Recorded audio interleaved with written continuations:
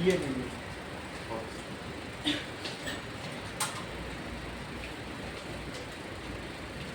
Theorem 6.3 देखो। अब हम लोग ये देखेंगे, जैसे कॉन्ग्रुएंसी में 6 पैरामीटर्स मिलने चाहिए थे, लेकिन 6 नहीं 3 भी मिल जाते हैं तो भी हम लोग क्राइटेरिया मान लेते हैं कि चीज़ कॉन्ग्रुएंट है। जैसे SAS क्राइटेरिया होता है कॉन्ग्रुएंसी का, AAS होता है, ASA होता है, RHS होता है, SSS होता है। 3 भी मिल जाते हैं तो ये मान लिया जाता है कि है। ऐसा सिमिलरिटी में भी चलता है। ठीक है, तो हम सिमिलरिटी के एक एक क्राइटेरिया एक एक करके देखेंगे। चलो, पहला क्राइटेरिया क्या है? That is AAA similarity criteria, that is angle angle angle similarity criteria. Theorem 6.3 theorem देखो। That is, if in two triangles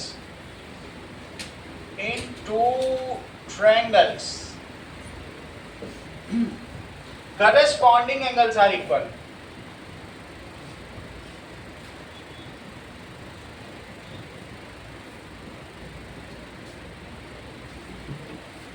then their corresponding sides are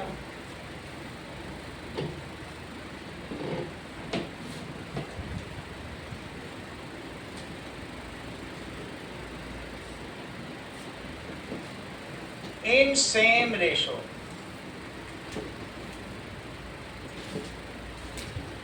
Hence the two triangles are similar.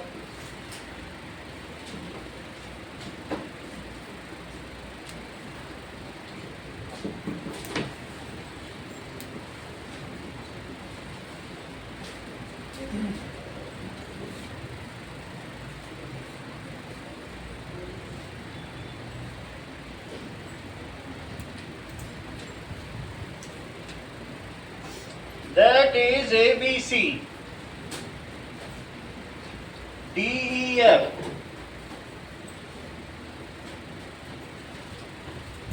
ये देखो कह रहा है कि angle A Priyanshu angle D के equal है, angle B angle E के इक्वल है, और कह रहा है कि एंगल C किसके इक्वल है? 3 corresponding angles are equal. तो तुम प्रूव करो कि 3 sides are in same ratio. Angles अगर इक्वल हो उससे ये प्रूव करो कि साइड्स प्रोपोर्शनल होंगे, क्योंकि साइड्स अगर प्रोपोर्शनल होगी एंगल इक्वल होगा तो खुद ही सिमिलर हो जाएंगे। यही दो तो क्राइटेरिया होते हैं। सिमिलरिटी के क्या क्राइटेरिया होते हैं आशना? एंगल्स इक्वल हो जाए, साइड्स क्या हो जाएं, तो प्रूव करो कि साइड्स प्रोपोर्शनल है। Hence the corresponding sides are in same ratio. ये प्रूव करो, ऐसे कहेगा। चलो करें। इसके लिए क्या करो? अच्छा, गिवन क्या है Riddhi? In triangle ABC and DEF, इन दोनों ट्रायंगल में, ठीक है, in triangle ABC and DEF, थोड़ा और ऊपर करो,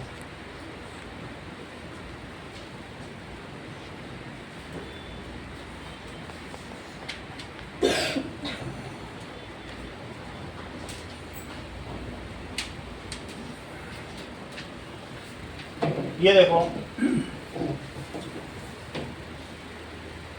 एंगल A किसके इक्वल है, एंगल B किसके इक्वल है, और एंगल C किसके इक्वल है?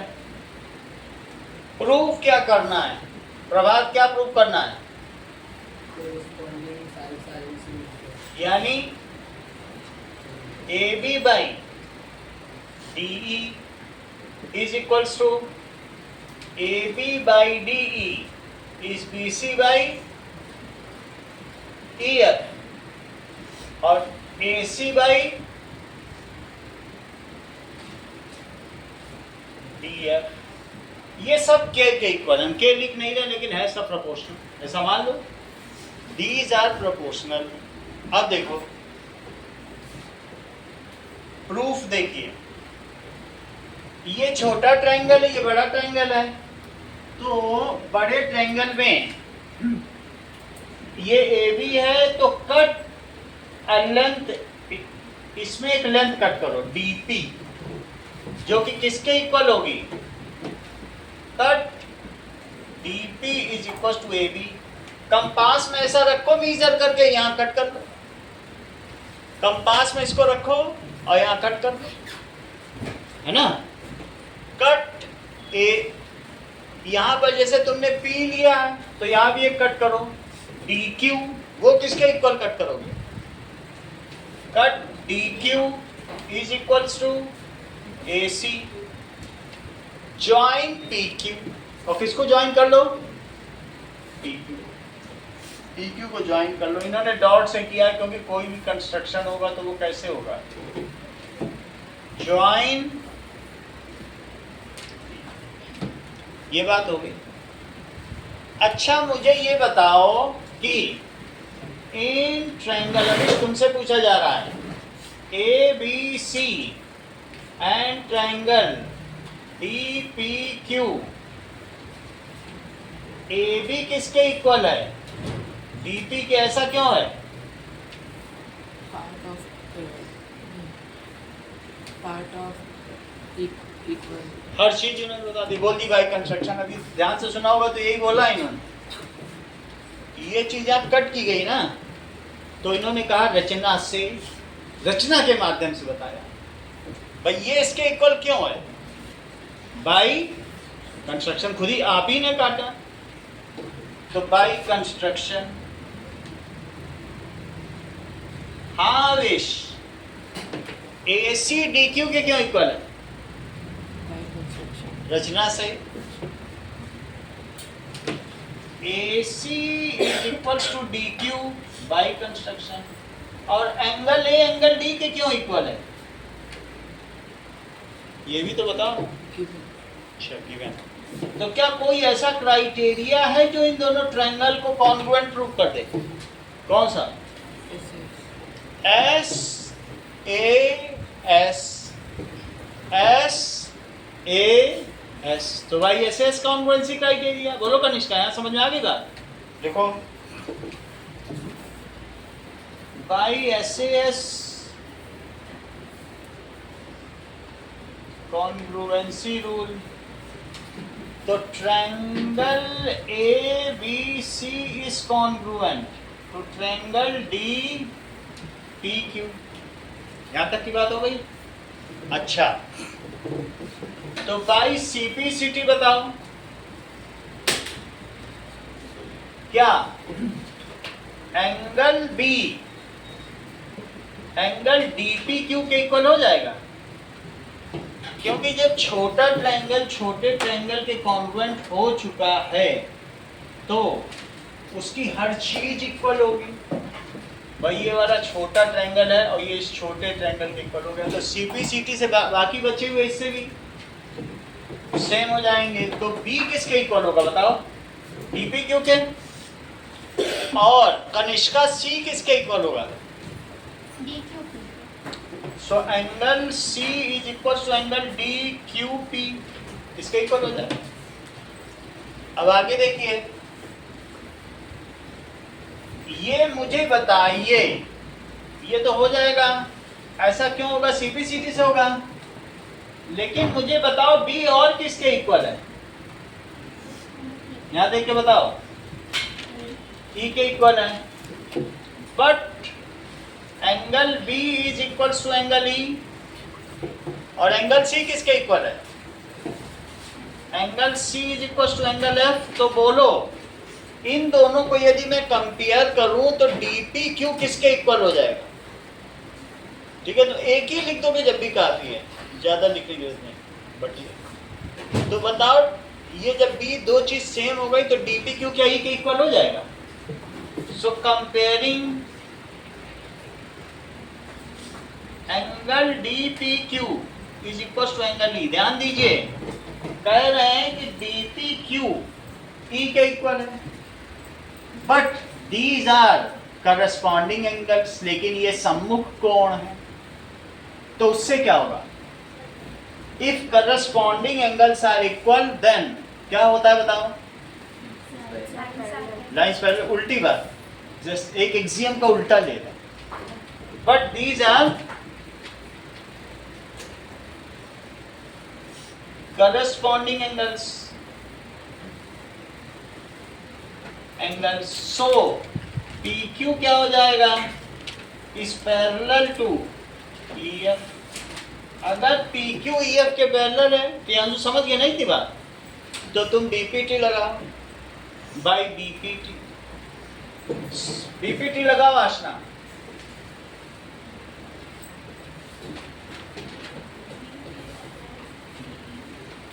DP upon DE is equals to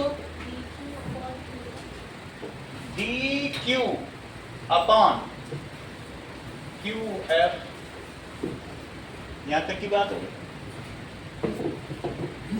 अब जरा देखो,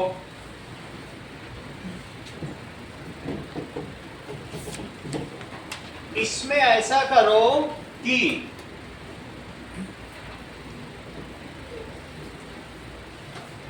ध्यान दीजिए कि inverting, adding one and inverting, वो कोरोलरी एक है ना, उल्टा करो एक जोड़ और उल्टा करो तो उससे क्या होता है? इन्वर्टिंग। इन्वर्टिंग करो जरा, PE by DE is QF by DQ, adding one to both side, तो PE अपॉन DE। सर हाँ, सर वहाँ ऊपर DP आएगा, D इन्वर्टिंग वाले के नीचे यहाँ पे ना, ये सही किया। तो इससे क्या आ जाएगा? QF upon DQ plus 1। तो DP अभिनव यहाँ क्या लिखे बताओ? PE plus DP, PE plus DP QF plus DP, DQ add करके बताओ। DE by DP, DE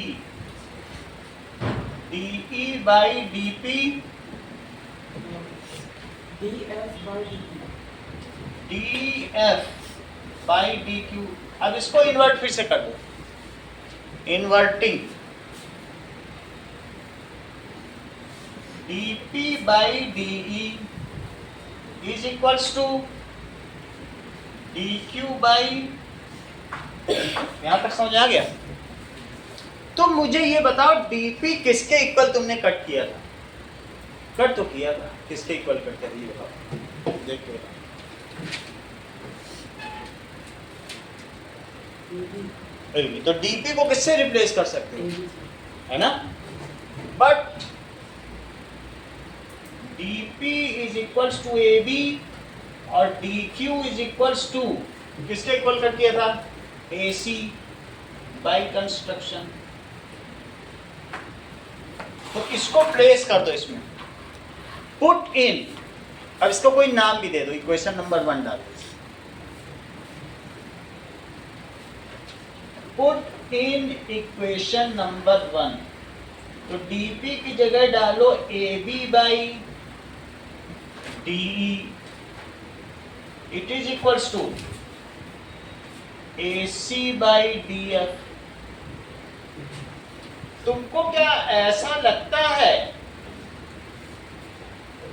ये देखो कनिष्का,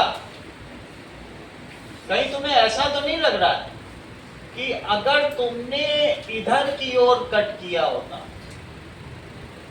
मान लो ऐसे कट किए हो, जब ऐसे कट किए हो तो this by this is this by this आ गया, चेक करो।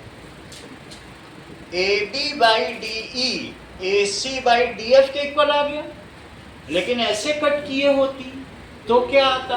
हम तो कैसे भी कट कर सकते थे, तब बोलो क्या आता? दैट इज ABC तो था, और यहाँ क्या था? DEF, इनको भी PQ कुछ ले लो, PQ ना ले लो तो MN ले लो, वो तो उससे ज़्यादा में मतलब नहीं, वो तो हट गया। सही है, हट गया। तो ऐसी स्थिति में क्या आता बताओ? ऐसे में देखो AC by DF is equals to BC by EF आता कि नहीं आता? सो सिमिलरली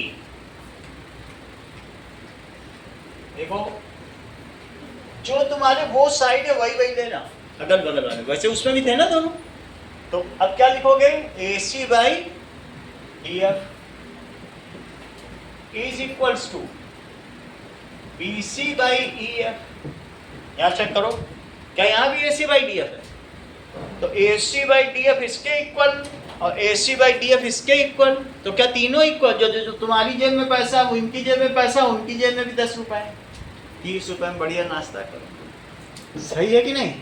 तो ये इसके भी इक्वल और ये इसके भी इक्वल, तो क्या तीनों इक्वल? ठीक है, इसे इक्वेशन नंबर 2 डाल दो। सो फ्रॉम 1 and 2 मुझे बताओ AB by DE is AC by DF is BC by EF। सही है? सो 3 साइड्स आर, देख लो, AB by DE, AC by DF, BC by EF। देख लो, तीनों साइड हो गई प्रोपोर्शन। और क्या तीनों एंगल इक्वल है? तुमको और क्या क्राइटेरिया चाहिए? 6 के 6 तो मीट कर रहे हैं। ठीक है, तो अब इसको हाईलाइट कर दो, इसको इक्वेशन A डाल दो और इसको B डाल दो। So from equation A and B the 3 corresponding sides are proportional and 3 corresponding angles are equal, hence the 2 triangles are similar। लिया हमने सिर्फ ट्रिपल ए था, ट्रिपल ए, और ट्रिपल ए से हमने प्रूव कर दिया सिमिलरिटी। 2A लेते जब भी प्रूव हो जाता, क्योंकि एंगल सम प्रॉपर्टी से तीसरा तो वही आता, तीनों का सम तो 180 होता है। मान लो एक 60 और 50 है तो तीसरा कहाँ जाएगा? 70 आएगा ही आएगा।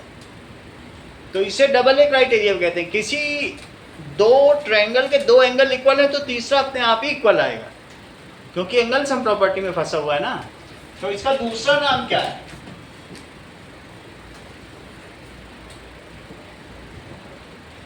इसी का दूसरा नाम डबल ए भी है। बुक में सब जगह डबल ए ही किया गया है आगे के सवाल में। सही है? So from A and B equations क्या हो जाएगा? Triangle ABC is similar to triangle DEF। यहां तक समझ में आ गई? हम तुम पे ज्यादा प्रेशर नहीं देंगे, बस सिर्फ ट्रिपल ए सिमिलरिटी को स्टेट करना है और प्रूव करना, इससे ज्यादा प्रेशर नहीं देंगे। और छुट्टी भी हो जाएगी तुम्हारी।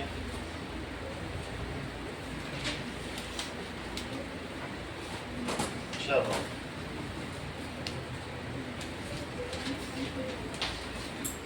ये लीजिए,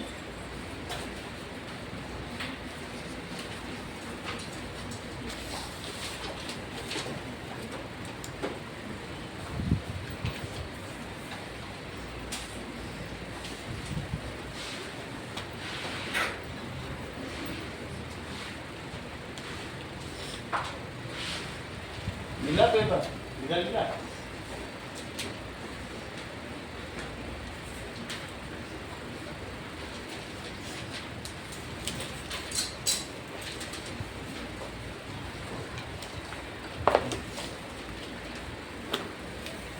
state triple A similarity criteria and prove it.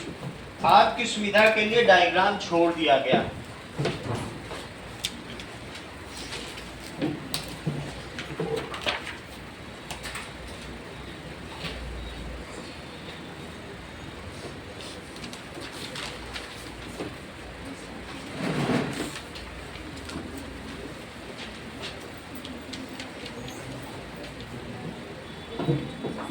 ये हटा दें कि नोट कर रहे हो?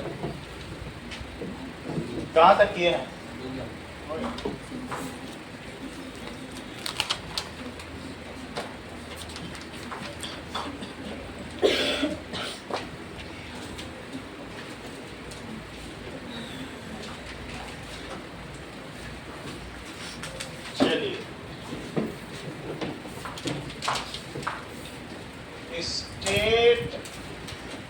तले